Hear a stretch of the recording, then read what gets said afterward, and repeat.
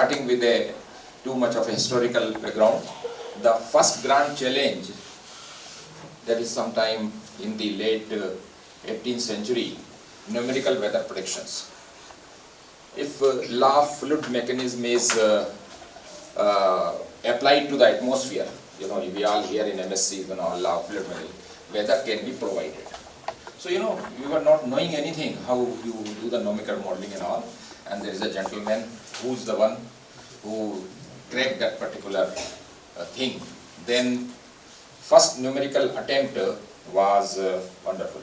So, first numerical attempt was unsuccessful by a very renowned scientist, Richardson. And then the first successful numerical weather prediction are made by much later by the person who is in your screen the last. So weather prediction are greatly improved.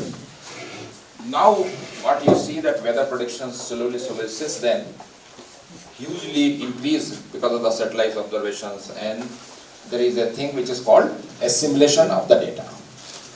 So this is the history which is started. Now so the very first thing in atmospheric sciences we started, because weather affects all of us, very first thing. So then nobody bothers about it at that time and all. But then as for last 50 years or so, climate change, all this started bothering us. So this is a gentleman.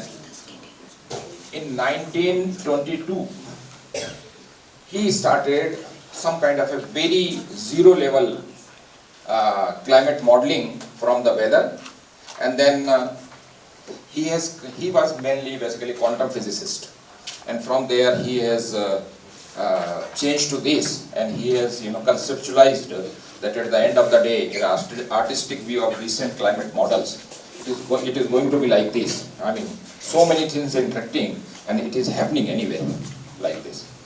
Then, so this has happened that. Now, so far it was all related to the present situation, or past climate predictions.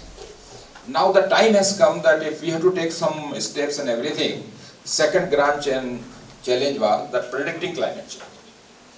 And where RNS theorem, all those you must have heard about, that is early as 1896, when the changes in surface temperature approximately 5 degrees are to be expected from a doubling in CO2. So what we talk about doubling of CO2 and all, it is not a new phenomenon. The fellow in 1896 started doing that. It's more than 120, 130 years now. So based on the concept of glass ball effect induced, whatever it was available that time, because so much of a big computer, supercomputers were not there. Then Norman Phillips developed the first global atmospheric general circulation model. And the early climate models are being developed by many. One of them is, you can see the person who is from Japan, which Arakawa scheme is famous, Arakawa Manabe, who got a Nobel Prize some 3 years back. So he is the man. He started, he was not in 89, he is still alive, 1896, but then this, so it's not connected. The 1896 and this must be something like 1975 or something, Manabe's. Now I am coming to the third grand challenge, understanding the Earth as a complex, non-linear interactive system, where Lawrence attracted the story of predictability, the Vascott ice core, the Degas cycle, the clock. These are all, you may not be knowing, you may not have heard about it, but I am telling you these all complicated words because these are the one which has gone fundamentally, which all you will see the progress in modeling, the realization of importance of carbon cycle, and these are the gentlemen of recent times who did it. Now comes to the area.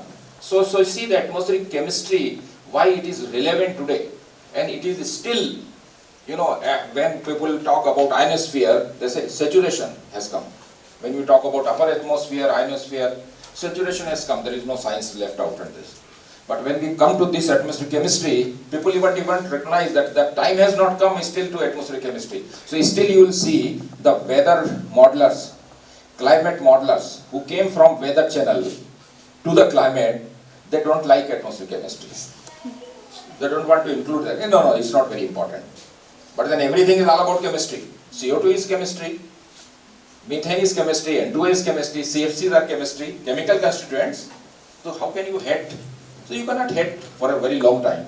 So heat rate is slowly melting, and then now started this. So the photochemical theory of ozone started, then started. So again, all this modeling started from the upper atmosphere, because modeling upper atmosphere is much easier than the modeling in the near the surface in the troposphere, because turbulence, too much of a random science is there.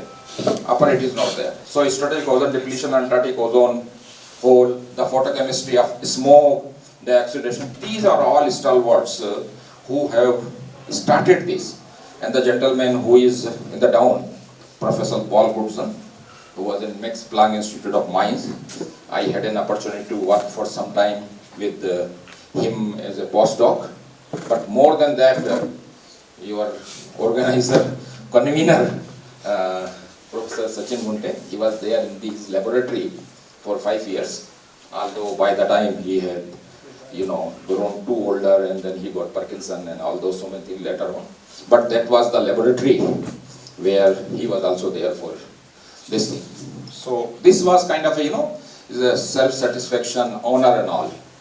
So with this, I think I come to the present and I say, welcome to the atmospheric chemistry, an observational science, an experimental science, a laboratory science which you are seeing in Munnar, then an interesting science, then an important science, then a hard science.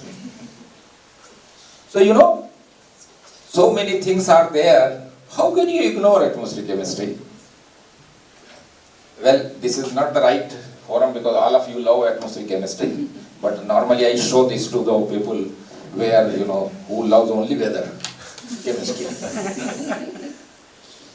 So this is the one. Then, I would like to tell you about 1661. This gentleman, John Allen, he has defined particulate matter which we are talking now. In fact, 20 years back, nobody was even knowing that. Now in Delhi, what is PM 2.5, PM 10, even a bacha of 6-year-old kids knows what is PM 2.5. Even if he cannot tell the definition, he can tell PM something is related with my asthma and my health. He knows at least this much, PM 2.5. It is not good. General word now. It's become like a, So I can give one example, very nice example. We were actually taking one machine, portable DC, for demonstration to Niri Nagpur. And at the Delhi airport, at the security, they asked, what is this?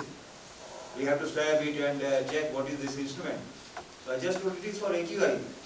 Oh, it is for AQI. Okay, then you can. So now it became a household now and people know the importance of that. So that is why I am telling that first standard kid, when I interacted in Ahmedabad and in Delhi, they know what is PM 2.5. At least this much they know it's not good for us. So, very interesting definition the fellow has given, that which is basically London smoke at that time which has happened, that time he did tell that, inhabitant breathe nothing but an impure and thick mist accompanied with a languorous and filthy vapor, corrupting the lungs and disordering the entire habit of their bodies. Very simple for a layman type of observation. So, now this is where again I am talking about not atmospheric chemistry modeling. I am talking about a bias towards atmospheric chemistry by the modelers right from beginning. Means then the seriousness of the modeling came when the supercomputer came, then 1970, atmosphere all hijacked by the weather scientists. Atmospheric land surface came, ocean and sea ice model came because floods were coming, and then so it was coming from ocean, they can't ignore it. Then 1992, so many things, slowly there was a volcano, so then they say, oh, volcano is killing a lot of people, so let us put sulfur also. So the sulfur cycle came and all. But these days now, they cannot escape the atmospheric, land surface, ocean, everything. And atmospheric chemistry becomes an integral part of that. You need to have an interaction. It is increasingly becoming a central stage in this, but in a recent time, up till 2010 and so, the problem was people have recognized the importance of atmospheric chemistry. But when you run a model with atmospheric chemistry, your computational CPU time goes 5 to 10 times more. Because chemistry is a reaction and all, it is not a physical and dynamical thing. So that is, but now we are having a sufficient thing. So we are in the crossroad of developing where the recognition has come. So if you work atmospheric chemistry, nobody will abuse you now. Nobody will say that you are useless. At least they will not say that you are doing something which is not irrelevant. We don't like it. There are mentors, there are people now who will have a affection, and then this is the future which has to come with that. Well, all those things, whatever I talked about, the people who really, what can say, the founders in the world who has specifically contributed to atmospheric chemistry, somewhere or other. They are mainly the people who love the atmospheric chemistry research, aerosol research and all. And these are the people who has, so out of them, I think many of them are Nobel laureate, but almost all of them are FRS. In this, you will see that this Professor S.K. Mitra, you see that yellow ring, I had put it there. He was from India at that time in 1936 in Oxford. And Dobson instrument you must have heard about, who measures the Dobson is also there. GBM Dobson, Dr. GBM Dobson is in this site. So these are who is who of atmospheric chemistry, aeronomy of the atmosphere. There is a book by Dr. S.K. Mitra who has published, which is still relevant in today's time. He was from, from Calcutta. I still remember 92 Prafull Chand Road in Calcutta, where that Institute of Nuclear Physics was there, where he was a professor. His student was Dr. A.P. Mitra, who had gone in to become a Director General of CSIR. He was the father of atmospheric chemistry in India. I am his student, and he is my student. and then they are his student. So legacy, I can always put it with S.K. Mitra, the great S.K. Mitra, who was one of the first FRS of that time, which was, India was not even independent at that time. So the kind of a thing. Well, coming out from the philosophical, emotional talks, here you will see that when this was the diagram, which was first shown by a gentleman called Professor Ravi Shankara, who will be, I think, he will be talking to you. He will be talking, so that's the reason that I have done that. Until that gentleman has shown this diagram, the climate change people or weather people did not stop. They did not take atmospheric chemistry or aerosols specifically, seriously. He says that whether it is a global warming or cooling, I don't care. What I care is that it is taking part in climate change. So this much direct or indirect aerosols, which do basically solar dimming, it offsets global warming, most of the aerosols, because it scatters the radiation. Then climate warming, CO2 warms, methane, N2O, then halocarbons, tropospheric ozone, black carbon. When you will see tropospheric ozone, black carbon, they are also aerosols. So this much is aerosols, this much is aerosol. Almost 50% we are through with the importance of aerosols. Why we should be ignored? Whether we contribute to cooling or warming, it doesn't matter. So these are the something which is started. So reducing the impact of aerosol on air quality and climate, where improve air quality health, decrease this then reduce climate change, alter the balance between absorbing and scattering aerosol, and this enjoys this much. So if you decrease PM2.5 aerosol, decrease BC faster than sulfate, you will have a win-win situation in this. Well, this is something which I started now with my title, that very briefly, I may left many things in between, but in a nutshell, in a aerosol science major milestones, that ISRO scale measurement board, ICAR integrated plan, these are the way which they started in 2006, 2009, Professor Shyamlal, Professor Krishnamurthy and all, those people were there.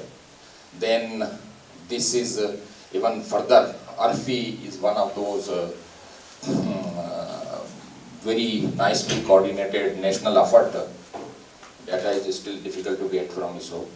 So, but that is one of those very successful programs of ISRO. Then this is again in a very recent times, you will see that in IIT Madras, I will not tell who has done this kind of thing, but then bioresource related work, very first time people are talking about only, microgram, those kind of thing, but nanograms and all those kind of aerosols which are very tiny, whether it is a COVID kind of a size of the virus or anything, those are the things which fall into that. So these are the bioaerosols from that it is done. So, but then however most serious societal concern, so these are all, we were lost in fundamental. I was also lost in publishing papers and all. But then later on realized after 2006 as a milestone that most serious societal concern is now extreme event in warming world, taking a lot of life, threatening health, food security. So I think we should now shift our focus. Enough fundamental at this stage is done. Let us get into this. And we see that information needed, location has been extreme, weather early warning, you need extra pollution warning, whether it is dust pollution or anything else. And then the situation was that it realized in this, and then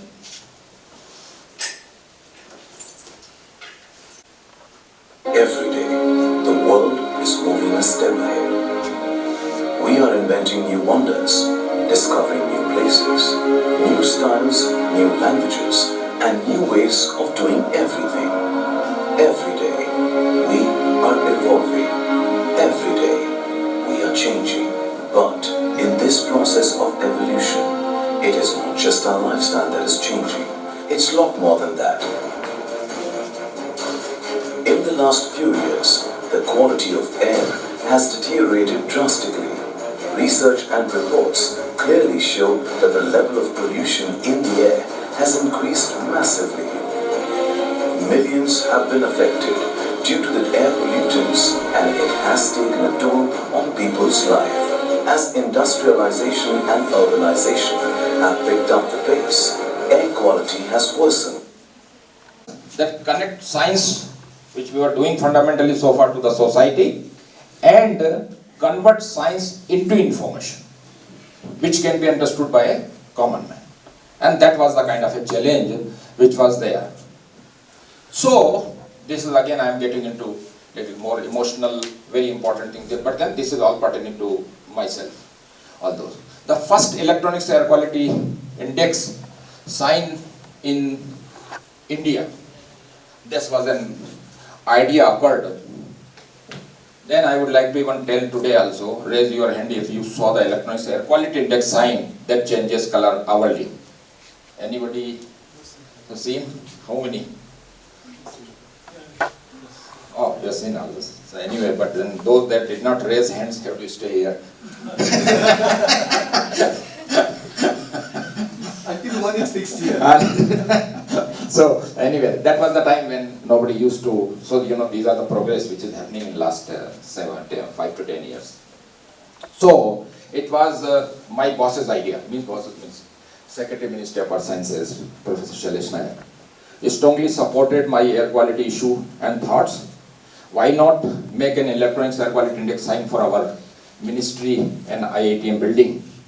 An outdoor sign displays the air quality index which could include send AQI message internally and externally, more the way, health advisory, lead the biggest science, future science along a freeway. So this was he told me, because I was working in all this. So he is now director NIAS, in one of the pioneer again in the modern science. Then that summer I kept not only the dream alive but a new idea too along with that. But my students sometimes do not grasp what I try to do. And then somebody told that you don't show these slides because of course you are a guide and they are the student. So he said that there is nothing new in this slide. So, well, fine.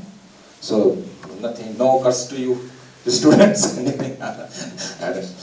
But here is what I came up with.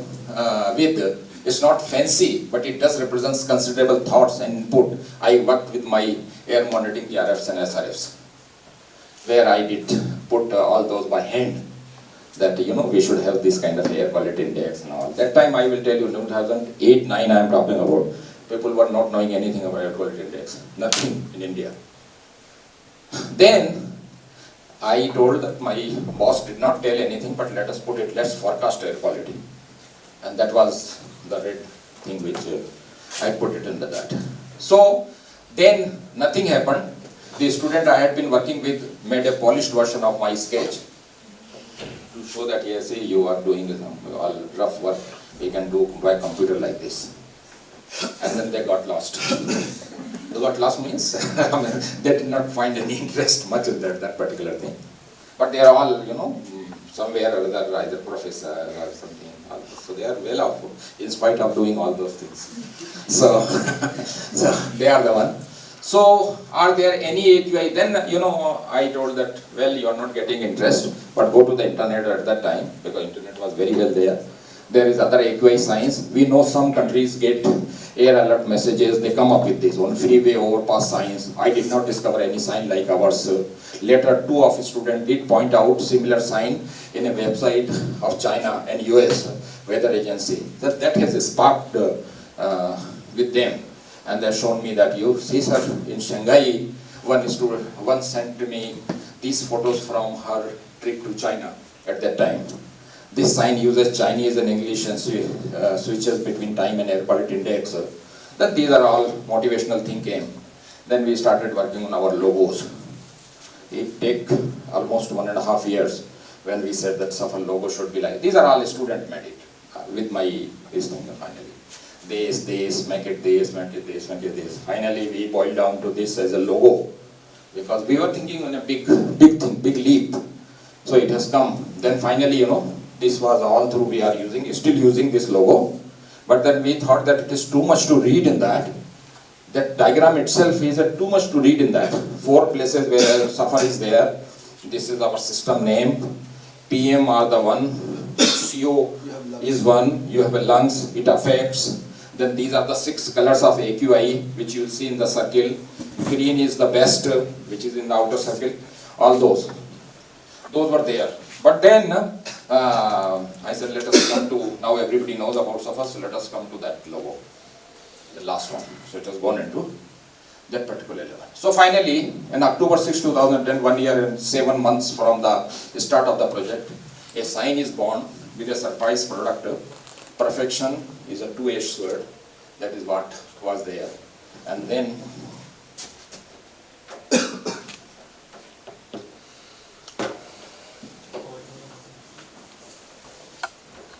Air quality and weather forecasting and research, a project conceived, designed and developed by the scientists of Indian Institute of Tropical Meteorology, Pune, for the first time for our country.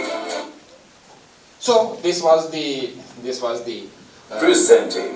This was the birth of Safar, and I will now go faster because all of you interesting thing which I did tell, because Safar objective was to develop seamless air quality, urban gardening, achieve what an overreaching need is what, all those societal need, extreme pollution events, mitigation impact, adapt, change and all those things are there. So fulfilling commitment to NCAP for Ministry of Environment and Forest towards indigenous framework which has been fulfilled. Then suffer is considered on two basic concepts. Understanding the problem itself is half the solution. So that is a fundamental science which our team and I inculcated. I keep on inculcating that intervention by early warning make way for prevention. That is the forecasting system.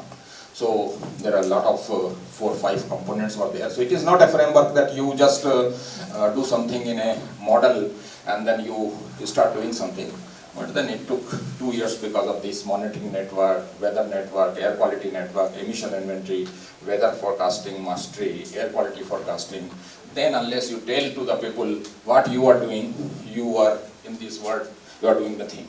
So always see to it that you convey to the society, you convey to the people who matters, you show, unless you speak up. A Nobel laureate, when I interacted in some 2019, there was a Nobel laureate meet by the president here, Gufran.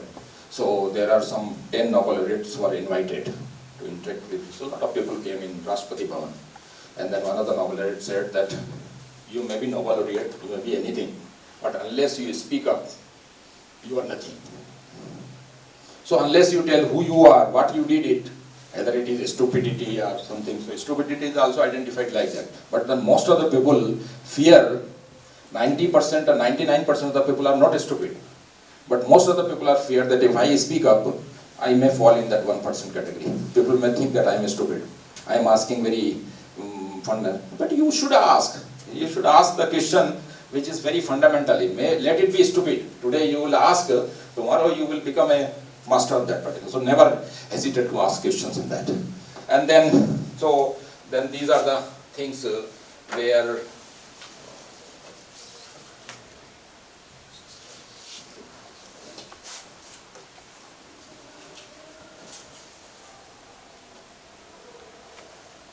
so this was a benefit where you can have a voice in a 4 different languages and all, you can see. And then on a of late, we started, giving that how much lot of noise was there in Delhi, that Haryana, Punjab government were fighting with Delhi government and vice versa.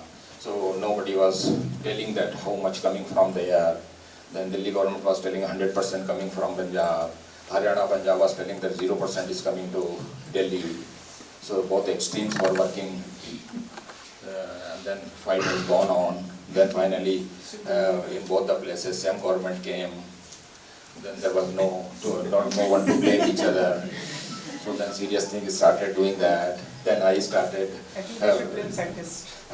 Who's monitoring? Actually, they should blame scientists. Who are monitoring them? Well, we should have got the abuse from both the places. So now the situation has come, then we started telling. So then government also become very serious then, because whatever reality we want to know that, and this is what it is all happening. So these are the, one of those that emission inventory we developed with a lot of initially data. This is something which I thought that I will tell you. This is a SUFFER indigenous forecasting system which we started with a scratch with WARF, but huge amount of parameterization, everything is happening, and that is what we may call is a much more customized our Indian WARF game, and where these are the things which is a sketch of that. But the major problem these days are the big smoke symptom of ailment. The Delhi started in 2016-17, air quality crisis, then truly unusual, then symptoms of an ailment in people, then climate change to be blamed or not, all those things started, and then these are the things which we thought that we start having this kind of a forecast of the extreme event. Red and maroon are the things. So the point, what is happening is most of the places, pollution is not changing, it is maybe improving in fact now in some city, very little bit. But the point, but then there is a lot of hue and cry. There are two reasons for that. One is that awareness is increased.